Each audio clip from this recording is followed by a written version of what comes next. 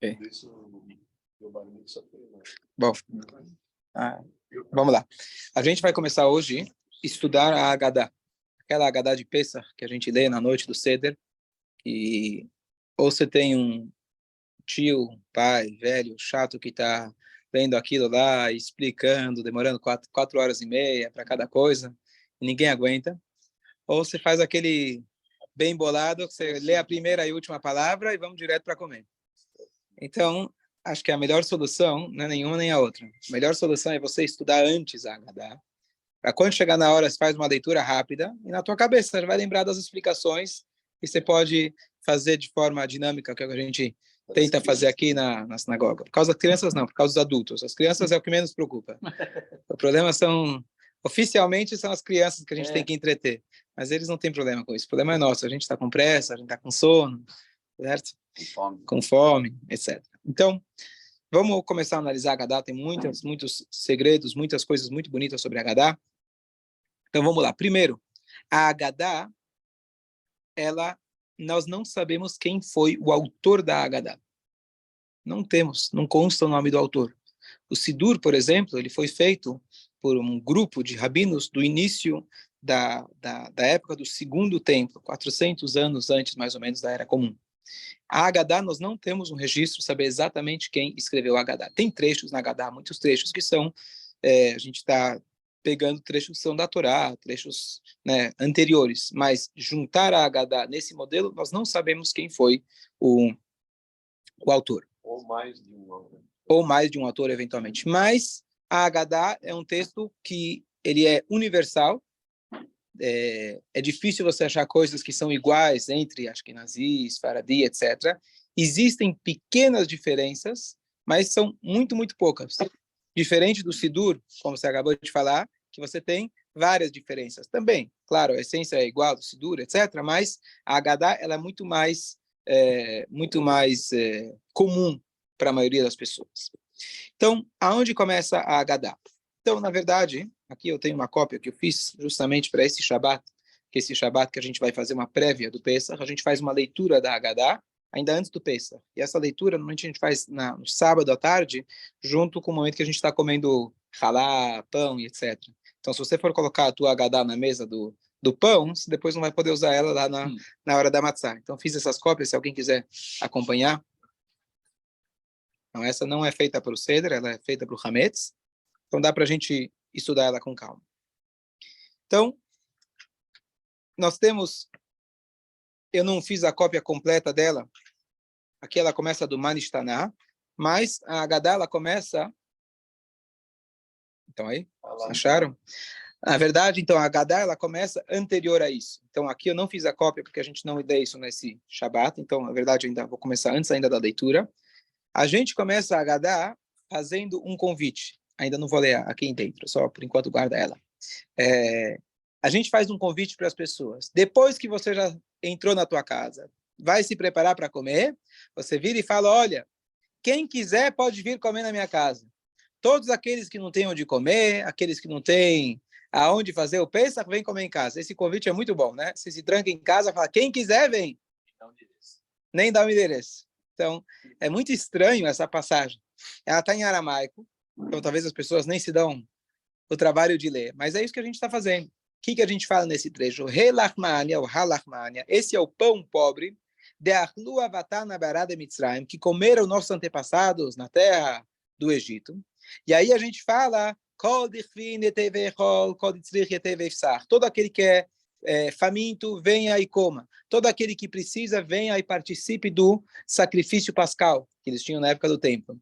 Ashta acha Beshaná ba benechor. Ashta acha Beshaná be'arda Israel. Hoje estamos aqui, amanhã estaremos em Israel, todos reunidos com Mashiach. Ashta avdin, hoje somos escravos. Beshaná ba benechorim. Ano que vem seremos livres. Essa é a passagem. Então é um pouco estranho. Primeiro, como você faz um convite, depois você já está dentro de casa.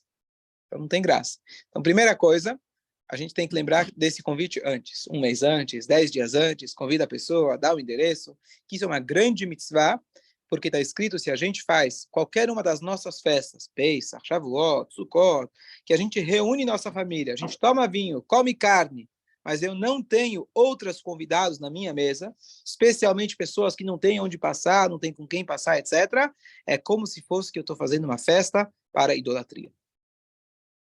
Porque eu estou pensando só em mim. A festa judaica tem que ser composta de outras pessoas à sua mesa. Conheço um rabino aqui em São Paulo, que ele falou que ele nunca sentou na mesa dele do Shabat sem ter um convidado. Nunca. Eu não posso dizer a mesma coisa, às vezes eu gosto de fazer só nossa família, etc.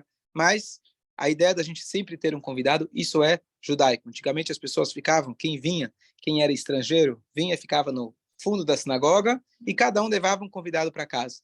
E assim você garantia que todos tinham de passar o Shabat, onde tinham de passar as festas. Isso é a forma judaica da gente comemorar. Às vezes a gente pensa, não, numa festa chique, eu vou de smoke e só entra aqui pessoas no nível social top. Isso não é judaico. Judaico é você permitir que todos participem. A alegria é que todos participem. E é isso, assim a gente começa com essa declaração na Haggadah. Não é simplesmente para você fazer isso de fato só quando depois você está em casa. Você tem que fazer isso antes e assim a gente pode realmente celebrar. E esse convite seria também para você dizer, olha, a minha casa está aberta.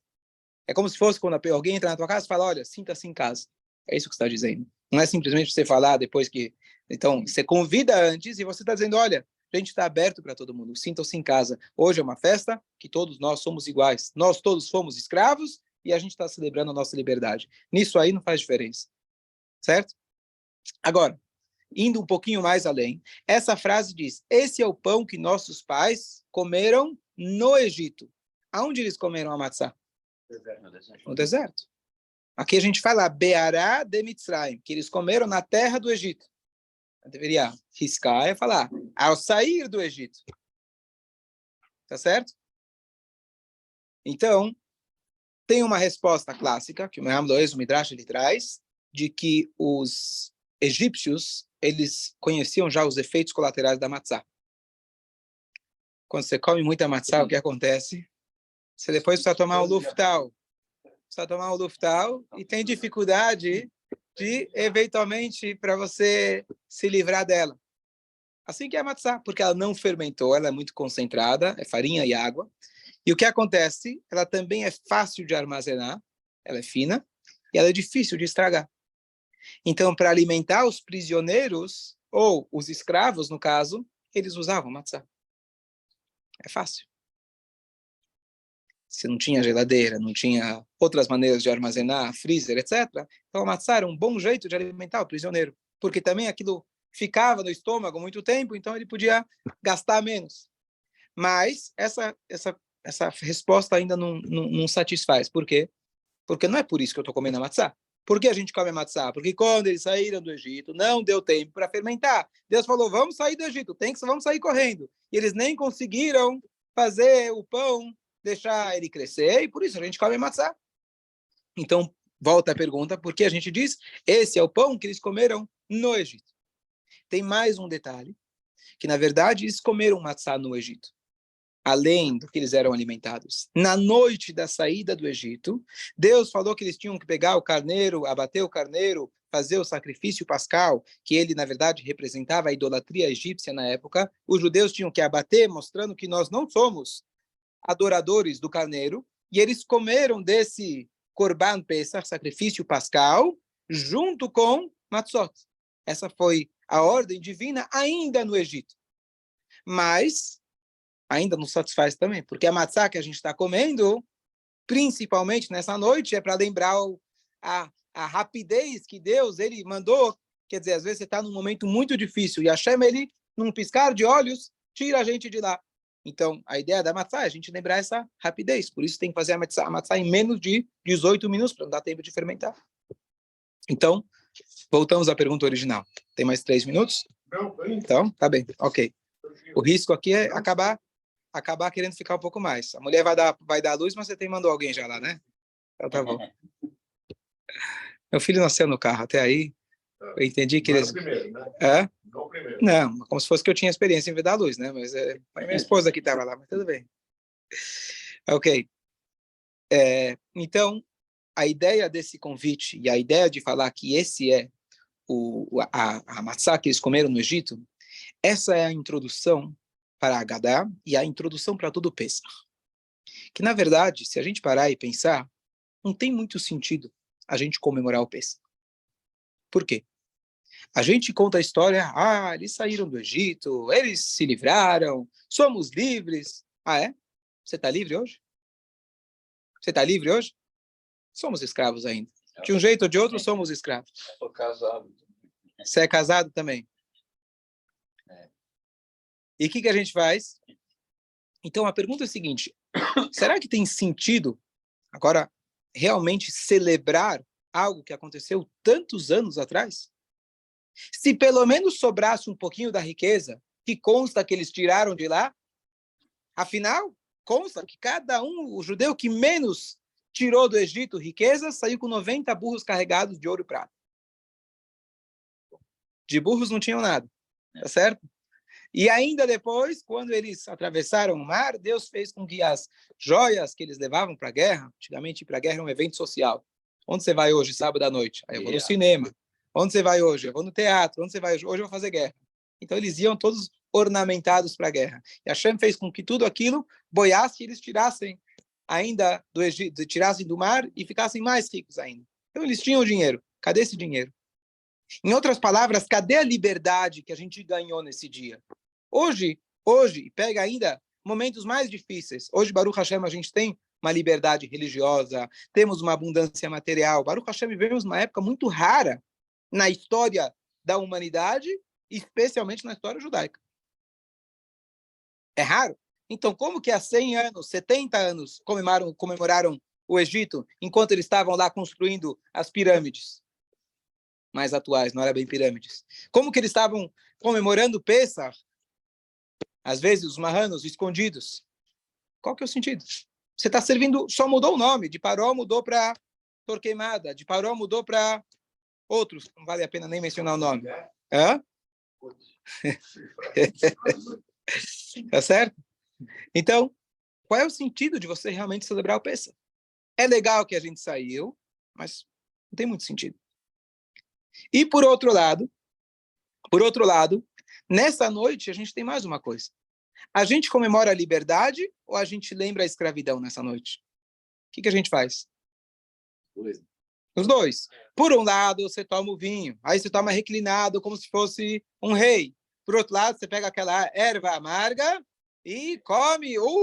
Como era ruim. Você mergulha lá o negócio na argamassa, no haroset, para lembrar a argamassa. Então, qual dos dois? Que tipo de comemoração é essa? A gente está lembrando a escravidão ou a gente está se livrando? A lembrança está comemoração. Então, na verdade, para você apreciar, você precisa lembrar um para conseguir lembrar o outro. Então, na verdade, o que acontece é o seguinte. Toda a ideia da saída do Egito foi Deus deu para nós a chave da gente sair, a partir de então, de qualquer Egito. O Egito não é apenas um local geográfico. Egito é um estado de espírito.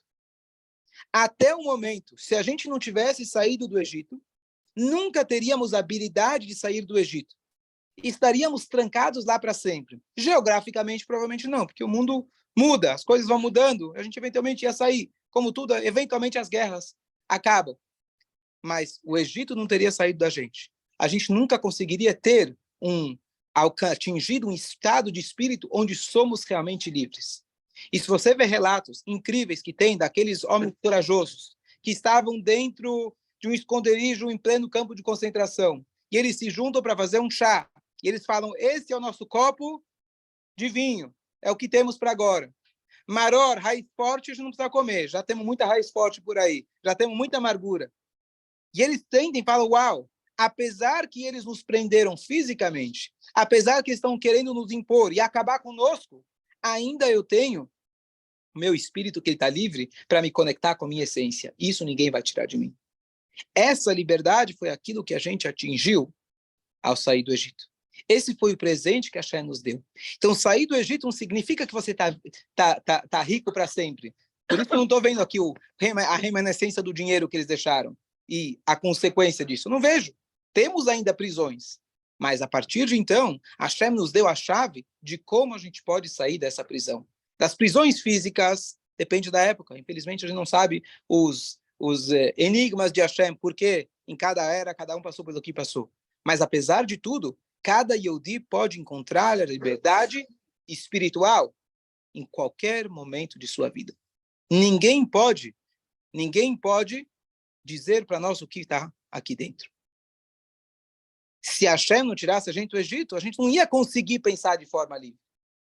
Se a gente não tivesse esse primeiro empurrão que Hashem tirou a gente de lá e fez, olha, vocês são um povo livre, demorou 40 anos para colocar na cabeça deles, vocês são um povo livre, para de querer voltar para o Egito, para de reclamar da carne, para de reclamar da comida, para de reclamar que você quer voltar para o Egito. Demorou, mas Deus conseguiu introduzir dentro de nós um pensamento de liberdade.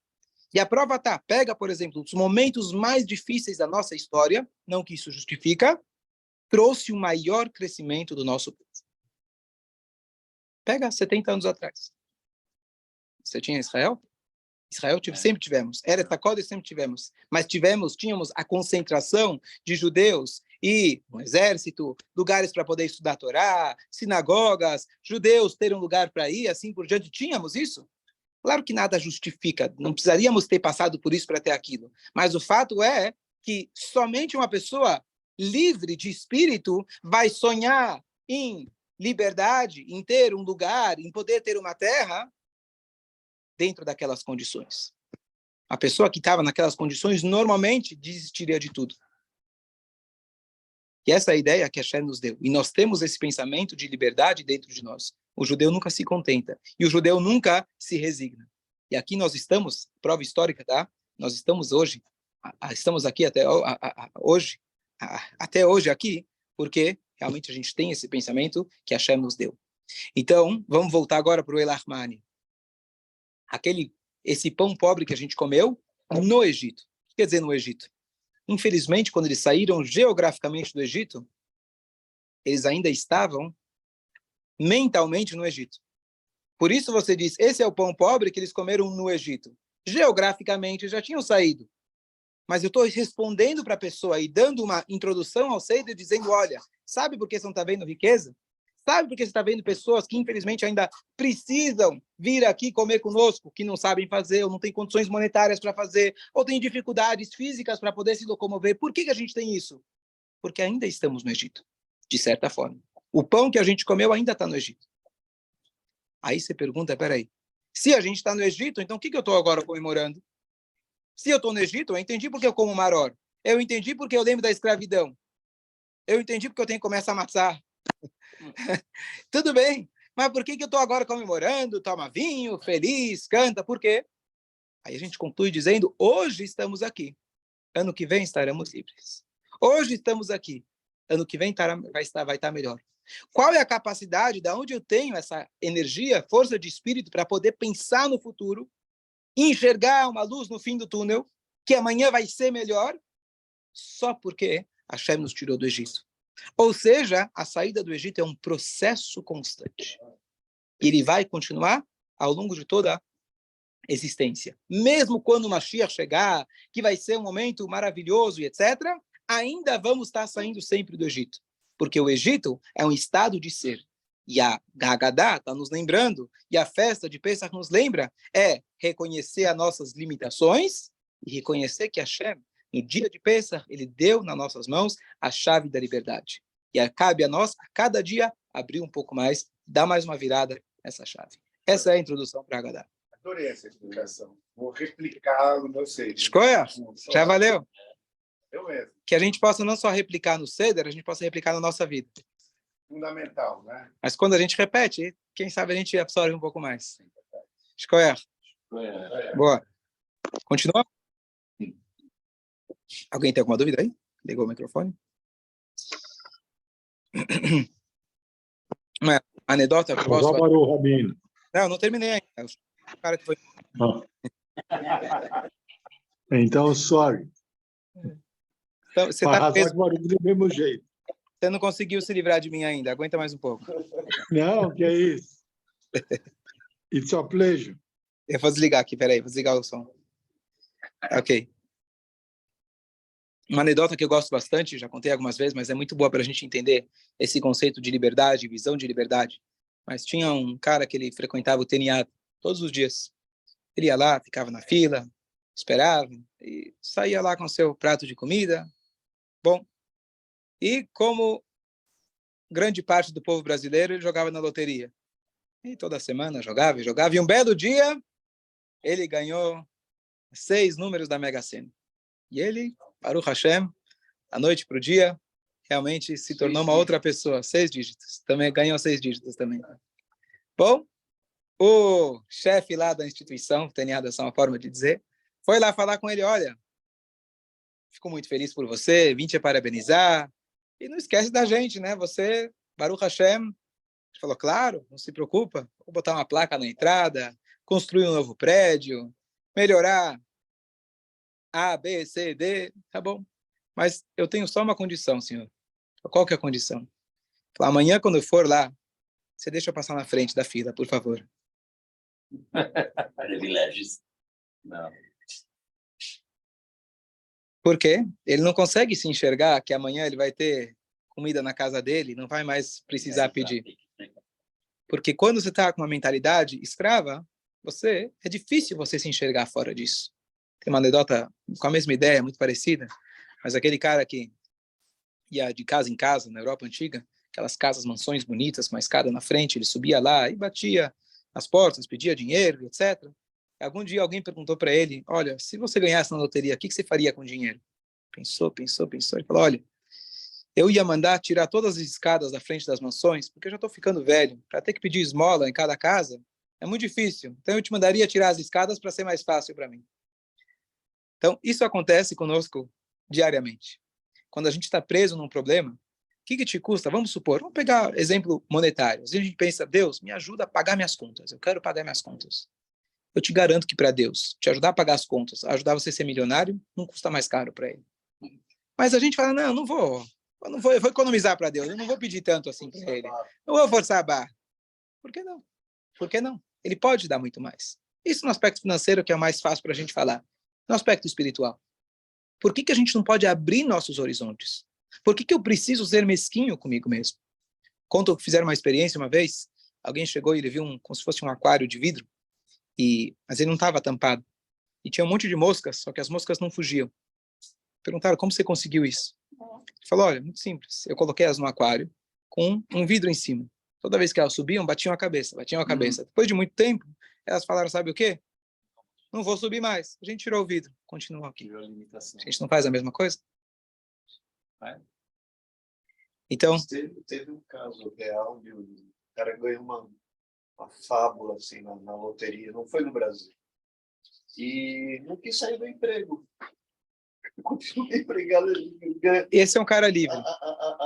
Esse é um cara livre. Digo o contrário. Era 1000 vezes maior que o próprio patrão dele. Isso significa que ele é uma pessoa feliz. Se ele continuou trabalhando depois que ele ganhou na loteria, ele entendeu que trabalhar é saudável. E não simplesmente para ganhar dinheiro. Não, muito legal. Muito bom. Como estamos? Ok, mais alguns instantes. Vamos passar agora. Se eu não me engano, essa é a forma de você, nos circos antigamente, que tinha elefante. Isso que eu ia falar. Era uma maneira de você Exatamente. O elefante, quando ele é filhote, chega uma hora que ele desiste de fugir, nunca mais na vida. Deixa ele livre que ele não vai fugir. Isso. Não, aí você coloca eles, alguém chegou de um elefante grandão, uma cordinha bem fininha. Como que ele não foge? Ele falou, a gente começou com uma corrente. Aí fomos diminuindo, e assim na nossa vida, a mentalidade escrava nos limita. E o que a Torá nos coloca sempre é expandir os nossos horizontes, em todas as áreas da nossa vida. E você vê que os judeus nunca estão contentes. Os judeus são nômades, por exemplo. Por exemplo, aqui chega em São Paulo, onde a gente começou, os imigrantes começaram aonde? Antes ainda do Bom Retiro, tinha mais algum lugar? Centro da cidade? Luz. Para Luz, Bom Retiro. Do Bom Retiro, fomos para Genópolis. Agora Genópolis está indo para Novas... Agora Os homens estão indo mais para Perdizes, Novas Perdizes. E assim vai. A curva é rebanho, né? É rebanho. E a gente vai mudando, tá certo? Isso é um fenômeno natural. Por quê? Essa ideia, não, aqui já não está bom para mim. Eu quero mais. Essa é a natureza. E um judeu, às vezes, por exemplo, vou dar um exemplo muito simples. Você vê muitas pessoas aqui, muito povo brasileiro. A pessoa que ganha um salário muito baixo. Ela consegue comprar a cervejinha dela no final de semana, ela tem o trabalhinho dela, parece muito contente, feliz da vida. Um judeu, você dá isso para ele, ele não vai estar contente. Ele não vai estar contente. Você vai dizer, bom, é porque ele quer mais dinheiro. Não é. A natureza nossa é ultrapassar os limites. Isso pode ser também na área financeira, de trabalho, mas não é isso o ponto. O ponto é que a gente tem que aplicar isso em todas as áreas da nossa vida. A gente querer mais, a gente querer crescer, a gente expandir os nossos horizontes e não ser aquele elefante, não ser aquele pobre que ganhou na loteria, não ser aquele cara que queria tirar as escadas e não ser como aquelas moscas. Então, todas as metáforas dão no mesmo. Quem sabe a gente acorda. Mais uma explicação, vamos lá. A gente, então, a criança, tem mais um trecho, Veishamda. Vamos agora começar o Manishtaná primeiro. Manishtaná todo mundo conhece, que nessa noite a gente provoca as crianças a perguntarem. A gente faz algumas coisas durante o Seder, que a ideia é invocar a criança, provocar ela para ela participar. Hoje, se a criança já estudou na escola, o Manishtaná, então ele vai ler o Manishtaná porque está lá. Mas a ideia é você fazer o Seder interativo. A ideia é você fazer um Seder interativo. Muita gente pensa, não, se eu vou dar uma aula, eu quero que ninguém fale. Ninguém vai absorver. Se você não dá margem para as pessoas perguntarem, comentarem, desafiarem, então não vai funcionar. Então, a estrutura da Haggadah é pergunta e resposta. E sempre foi isso, dentro do judaísmo, a metodologia de ensino, se você olhar o Talmud, é sempre pergunta, resposta, refutação, contradição, e assim você tem algo participativo e algo que você consegue realmente absorver. Então, você cria um vínculo. E aí a criança pergunta, Manishtaná alayla azeh mikol aleilot. No que difere essa noite de todas as outras noites no ano? Por quê? O que você está vendo de diferente? E aí ele começa a fazer as perguntas de coisas que ele já viu no início do Seder ou coisas que ele está vendo aqui na mesa. Por que esse pão aí? Esse negócio aí? Por que essa bolacha seca? Não chegou o pão da padaria? O que aconteceu? Por que essa erva amarga aí que só do cheiro já tô sentindo aí que vai... Por que a gente toma o vinho reclinado? Certo? Então ele vai perguntando a outra e a primeira que ele pergunta, depende da ordem que você segue, por que você mergulhou? Porque a gente mergulha, a gente foi lá, pegou uma cebola, uma batata, mergulhou na água e sal. Depois a gente vai pegar o maror, a gente vai mergulhar no harosse, daquela raiz forte, mergulhar naquela pasta de maçã, pera, nozes, vinho. Por que a gente faz isso? Então, todas as perguntas que ele está fazendo, ele está analisando o Seder e perguntando qual é o motivo que a gente faz isso. Quem inventou o Manishtaná? Quem inventou o Manishtaná? A Torá inventou o Manishtaná. Por quê? Porque se você ler a Torá descreve muitas vezes sobre a saída do Egito. Várias vezes. Eles saíram do Egito. E a Torá chega e fala, e será um dia quando teu filho lhe perguntar, o que é isso em relação ao sacrifício do Pêssego? E um dia, amanhã, teu filho vai te perguntar, o que é isso que vocês estão fazendo? Várias linguagens diferentes que a Torá usa, que teu filho vai te perguntar. Então, peraí, se meu filho vai perguntar, se ele não perguntou, melhor eu fazer ele perguntar. Porque a Torá está descrevendo que o teu filho tem que provocar ele para perguntar. Então, aqui, antes da gente analisar o Manishtaná, a gente tem que saber, número 1, nunca ter medo de algum filho, como a gente vai ver depois, o filho perverso, alguém que te desafia. Pelo contrário, alguém que te desafia, ele permite você crescer. Alguém que te faz perguntas, pelo menos ele está interessado. Quando liga o telemarketing, se você fala para ela, mas é muito caro, aí você já entrou na dela. Ela fala, não, mas eu tenho uma promoção que é mais barata. Não tenho tempo. Que hora vai ser melhor para eu te ligar? Tá certo? Então, se você entra na conversa, já é muito bom. Se a criança fala, não gosto, já está muito bom. Se a criança pergunta, maravilhoso. Muitas pessoas têm medo de perguntas. Muitas pessoas têm medo de, vai comprometer o texto. Não, você pode ser inseguro e você tem medo que alguém vai te perguntar. Então, você corta todas as perguntas. O judaísmo nos ensina que nós não temos medo de pergunta. Pelo contrário, a gente incita a criança que está dentro de nós a perguntar. E só assim que a gente aprende. Aquele judeu que ele cresceu dentro de um lar, onde ele já sabe todas as práticas, os ins and outs, né, os detalhezinhos do Seder, por exemplo. Então, na cabeça dele, ele chega para o Seder, uma rotina diária. Tem que perguntar, responder, né? Acabou o Seder. Boa noite a todo mundo. Certo? Esse não é o Seder. O Seder a gente tem que conseguir reviver e fazer de tal forma para, peraí, por que será que... E começar a perguntar. Por isso a gente está estudando agora. Se a gente for olhar a Haggadah, tem centenas de perguntas. Se a gente for olhar o Seder, você vai parar e pensar. A Torá quer que você pergunte. É a única maneira de você participar. Você perguntar o que é isso. Talvez no início vai perguntar o que é isso, depois vai perguntar por que isso. Mas por que não é diferente? E aí você vai aprofundando o teu conhecimento. E cada ano, para a gente poder realmente sentir o Seder, ou o Shabbat, ou o Yom Tov, ou qualquer mitzvah, a gente precisa estar sempre se perguntando, por quê? Por que eu tenho que fazer isso? Qual que é o sentido de fazer isso? E a gente aprofundando nossa pergunta, e só através da pergunta que a gente vai realmente encontrar a luz, e a gente vai ter sempre com uma luz nova, com uma nova resposta, com uma nova explicação, a gente vai conseguir viver o Seder de novo. Então a ideia do Pesach e todas as festas judaicas não é lembrar o passado, e sim, como a gente falou no início, saber que a sair do Egito, o Egito é um estado de ser, e sair do Egito é um exercício constante. E na noite do Seder é a maior oportunidade que nós temos do ano para a gente conseguir exercitar esse pensamento de liberdade. Então não é simplesmente comer e fazer todas as coisas que são importantes, a gente fazer os rituais, mas todos os rituais, eles vêm com essa ideia da gente conseguir aplicar no nosso dia a dia, e a gente ter uma força espiritual para esse dia, para a gente conseguir expandir nossos horizontes, a gente pensar maior, e a gente atingir níveis que normalmente a gente não consegue. Por isso se chama Hag HaPesach. Na verdade, o que quer dizer Pesach? Quando Deus Passover, se fala em inglês, quando Deus passou por cima, ele pulou as casas dos judeus, quando ele estava fazendo a praga dos primogênitos, ele poupou os primogênitos judeus, ele pulou.